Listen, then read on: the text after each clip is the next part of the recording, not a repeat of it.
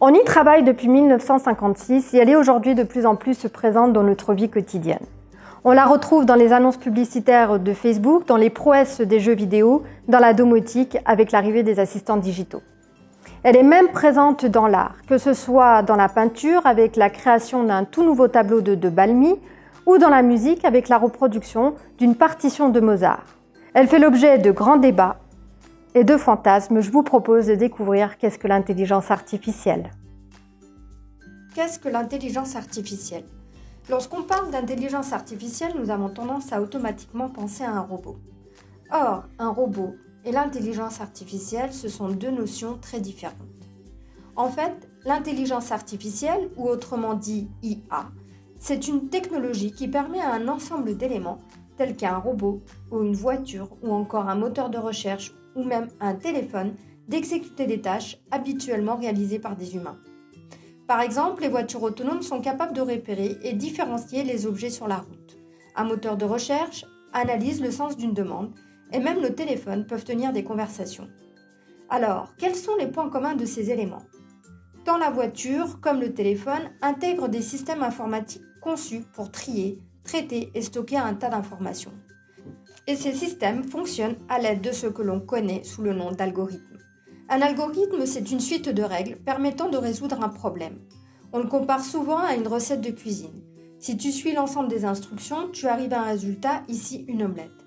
Dans l'exemple suivant, les ingrédients, ce sont les données brutes. Et après avoir appliqué la recette, c'est-à-dire une suite d'instructions bien précises, on obtient un résultat. Je vous propose de regarder quelques exemples.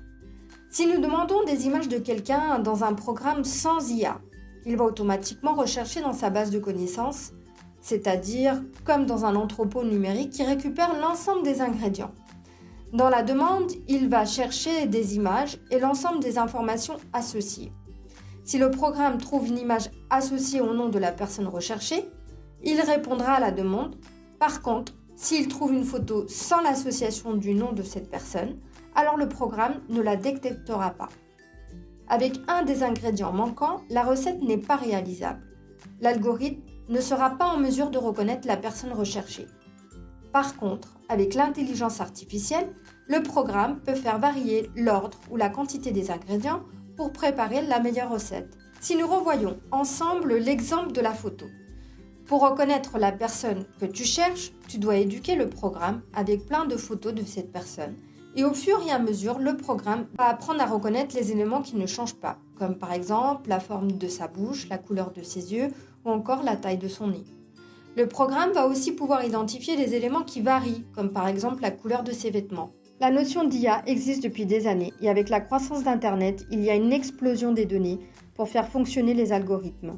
Et grâce à l'augmentation incroyable de la puissance des ordinateurs qui double tous les 2 ans, et avec des heures d'entraînement, les algorithmes sont déjà à la source d'incroyables exploits.